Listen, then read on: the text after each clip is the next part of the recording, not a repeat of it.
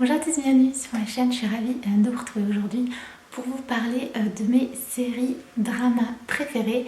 Donc les dramas, c'est les séries coréennes et c'est ce que je regarde en fait.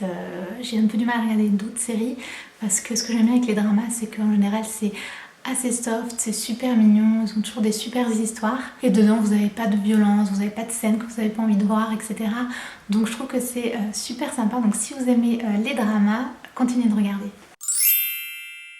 Là, je vais vous présenter des séries que j'ai regardées récemment. Elles vont pas être dans un ordre particulier. Je vais juste vous présenter rapidement le synopsis et puis vous dire un peu ce que j'en ai pensé. Du coup, toutes les séries que je vais donner, elles sont toutes sur Netflix. Donc c'est là où je les ai regardées et du coup, au jour d'aujourd'hui, en tout cas, vous pouvez toutes les retrouver sur Netflix avec les titres que je vous donne parce que les titres sont en anglais, donc voilà, n'hésitez pas. Et petite précision aussi, si vous n'avez pas l'habitude, les dramas ils sont coréens et du coup ils sont sous-titrés en français si vous voulez, mais vous avez vraiment les voix en coréen. Moi j'aime beaucoup, de toute façon je regarde toujours les séries en VO, mais voilà, c'était une petite information en plus. Donc la première série, elle s'appelle Pinocchio et en gros dans cette histoire vous retrouvez deux personnes, un gars et une fille qui ont plus ou moins grandi ensemble, qui veulent devenir journalistes, donc ils passent les concours etc. pour devenir journalistes. Et il se trouve que la fille, elle est atteinte d'un syndrome qui s'appelle le syndrome de Pinocchio, donc ça n'existe pas, mais dans la série, ces personnes-là ne peuvent pas mentir en fait. À chaque fois qu'elles mentent, elles ont le hoquet, et du coup, elles sont un peu handicapées dans leur vie, et il n'y a absolument personne qui n'a été journaliste avec ce syndrome, et donc elle, c'est ce qu'elle veut faire. Et en gros, dans leur conquête pour devenir journaliste, les deux protagonistes vont renouer avec leur passé en fait, avec leur passé, leur famille notamment. Donc il y en a un qui a vraiment un drame relié à ça qu'on découvre petit à petit. Et le thème principal de cette série, c'est surtout les journalistes et le mal qu'on peut faire en déclarant voilà, une fausse histoire, tout le mal que ça peut faire à une famille. Donc je trouve que du coup il a un très bon message et voilà, le drama il est vraiment bien fait, il est super sympa à voir et j'aime bien l'actrice principale. Alors je vais pas vous dire des noms à chaque fois, les noms des personnages etc, parce que premièrement je m'en souviens pas, ensuite je les ai pas notés et sûrement que j'arriverai pas à les prononcer correctement, donc je vais chaque fois vous dire un gars ou une fille, voilà, je trouve que c'est plus simple. Ensuite il y a une série, j'ai beaucoup de mal à dire le titre, c'est Uncontrollably Found, qui trouve aussi deux personnes. Une, c'est un gars, c'est un acteur super connu, une superstar, et il va retrouver une fille, une ancienne amie en fait, il va la retrouver, une ancienne amie mais qui sont plus vraiment en bons termes, qui voudrait faire un documentaire sur lui, voilà, vu qu'il est super connu etc. Et lui il va aussi petit à petit renouer avec sa famille, avec sa maman. Mais je vous en dis pas plus parce que j'aurais peur de trop spoiler. Mais en gros, ce drama il traite aussi de maladies. Il est super bien fait. C'est un des premiers dramas que j'ai commencé à regarder. Il m'a complètement achevée. C'est un truc, si vous êtes un peu sensible ou que vous n'aimez pas les histoires un peu triste ou profonde, ne le regardez pas parce que vous allez être complètement morte comme moi. Il est super beau, il est vraiment vraiment bien, je l'aime vraiment beaucoup, c'est un de mes préférés, mais vraiment il vous achève. Donc franchement je vous le conseille quand même, mais voilà, si vous êtes vraiment trop sensible, ne le regardez pas, mais c'est quand même un très très beau drama et je trouve que l'acteur il joue vraiment vraiment bien son rôle. Donc vraiment un super drama. Ensuite, un peu plus drôle, un drama qui s'appelle Birth of a Beauty. Donc dans ce drama, on retrouve une fille qui est un petit peu ronde, super adorable, super gentille, qui est mariée. Et en fait, elle découvre que son mari et sa belle famille sont en fait horribles. Déjà, il la traite super mal, elle est devenue vraiment leur boniche, etc. Mais elle le fait de bon cœur parce qu'elle est vraiment super gentille. Mais bon, bref, elle découvre que voilà, ils sont vraiment horribles. Elle a un accident et en fait, tout le monde la croit morte. Et en fait pendant ce temps elle va, de fil en aiguille on va aller droit au but, faire une chirurgie, elle va complètement se transformer. Et ensuite elle décide de revenir pour se venger en fait de sa belle famille, de son mari. Donc en fait c'est cette histoire là, donc ça peut paraître un peu bizarre le fond, mais c'est super drôle, super bien fait. J'aime trop les acteurs, ils sont trop bien. Donc voilà, super drôle. Par contre, si vous avez jamais vu de drama, que vous n'avez pas l'habitude d'avoir un peu la vision coréenne des filles et de la beauté, ça peut vous choquer. Nous, d'un point de vue européen, on va les trouver super dures en fait envers les filles. Elles doivent vraiment correspondre à un critère de beauté, et puis dès qu'on sort un peu de ce critère, on est très jugé. Mais apparemment c'est ce qui se passe là-bas. D'ailleurs en Corée c'est hyper connu, les chirurgies sont à tout va, c'est complètement normal d'avoir recours à de la chirurgie, alors qu'ici c'est quand même beaucoup plus tabou. Donc ça peut peut-être vous choquer un peu les termes qu'ils utilisent, etc. Mais quand même la morale, il y a quand même une bonne morale dans l'histoire. Elle incite pas les gens à avoir recours à la chirurgie. Du coup voilà, c'est quand même un super drama que je vous conseille. Un petit peu dans le même esprit, on a Oh My Venus. Il est trop bien. Alors c'est le même acteur, c'est le même gars qui joue. Il est trop drôle celui-là. Je l'ai vu plusieurs fois déjà, je l'aime beaucoup. C'est pareil, on retrouve une fille qui, quand elle était au lycée, c'était la superstar, c'est la fille trop jolie, vraiment super célèbre, populaire quoi. Et elle est devenue avocate. Et on la retrouve donc quand elle est avocate, je sais pas, elle a 30 ans et quelques, et elle a pris vachement de poids, elle est pas super heureuse dans sa vie. Et du coup elle va faire une rencontre, elle va rencontrer un coach super connu, et notamment il est très connu parce qu'il a réussi à faire perdre du poids à une actrice américaine. Et comme elle va lui faire du chantage en fait pour qu'il la coach elle, pour qu'elle perde du poids. En fait elle découvre qu'elle a une hypothyroïdie, ça qui lui faisait prendre du poids. Et du coup il va la coacher, etc. Donc c'est super drôle. Vraiment un drama sans prise de tête et super sympa. Franchement je l'aime beaucoup celui-là. Ensuite on a le drama qui s'appelle Cunning Single Lady. On a encore le même acteur, donc dans les trois là que je viens de vous citer, c'est le même gars qui joue dans les trois. Donc dans celui-là on trouve un couple alors qui s'est marié. Ils se sont connus assez jeunes, je pense, ils se sont mariés, et je sais plus au bout de combien d'années, on va dire 3 ans, mais honnêtement je me souviens plus, ils vont divorcer, parce que voilà, c'est pas du tout la vie qu'ils espéraient, et c'est la fille qui va décider de divorcer parce qu'elle en peut plus.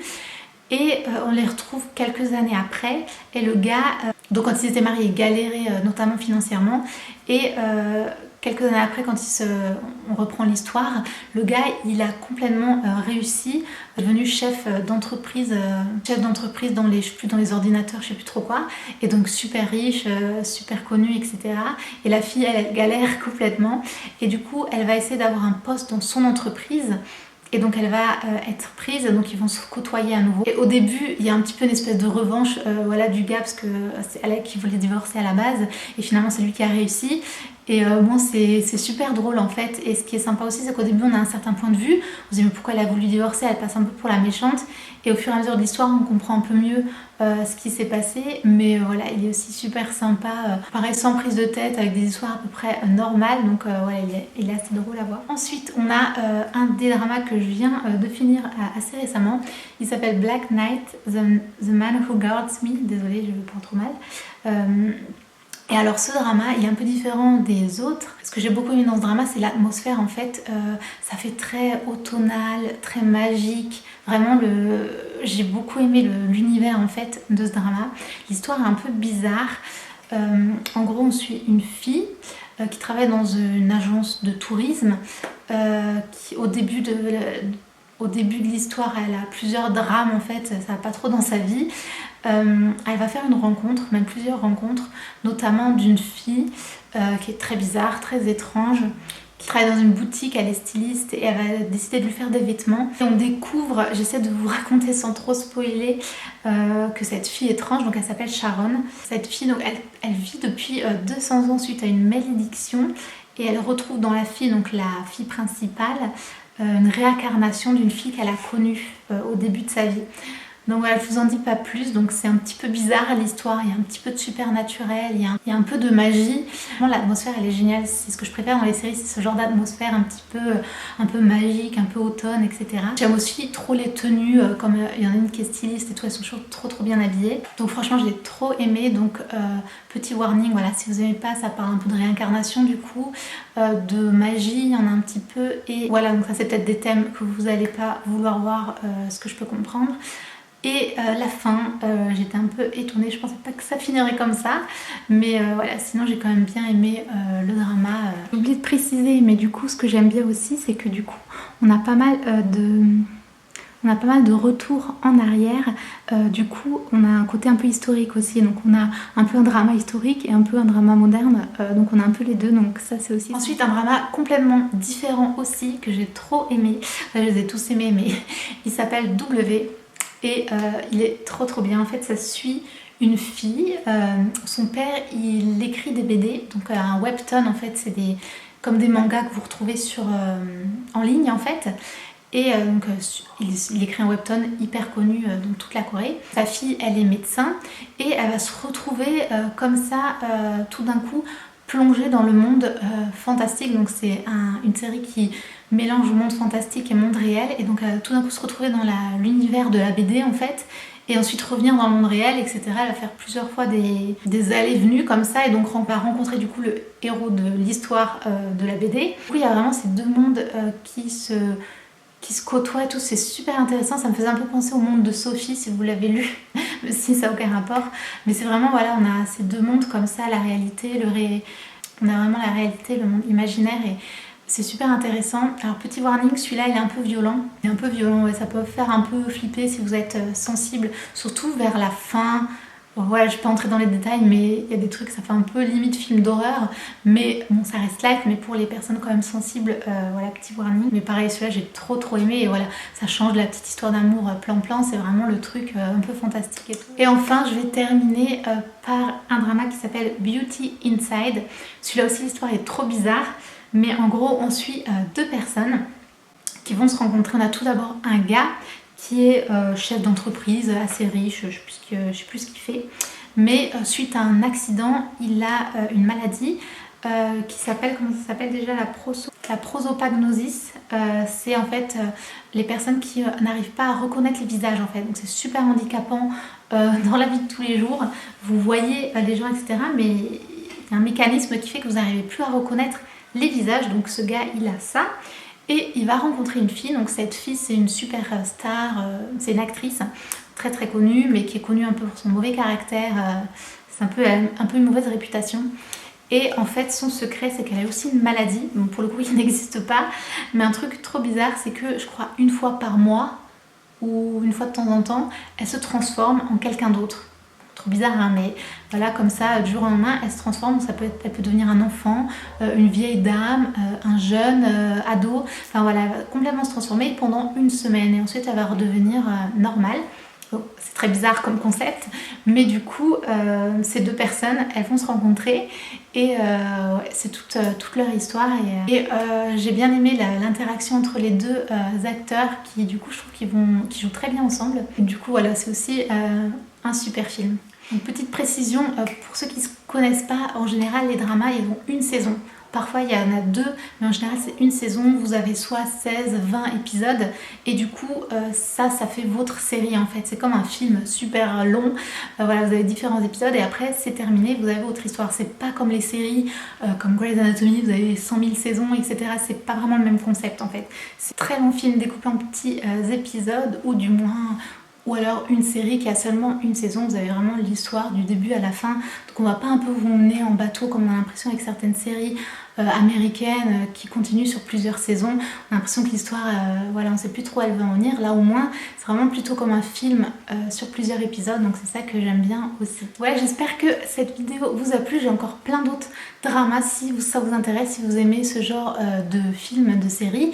Dites-le moi et je pourrais faire d'autres vidéos avec d'autres dramas parce que j'en ai vu plein d'autres. Donc n'hésitez pas à me le dire. Donc si vous avez aimé cette vidéo, vous pouvez toujours bien sûr la liker. N'oubliez pas de vous abonner à ma chaîne juste en dessous, ça me ferait super plaisir. Et on se retrouve très vite dans une prochaine vidéo. À bientôt, ciao.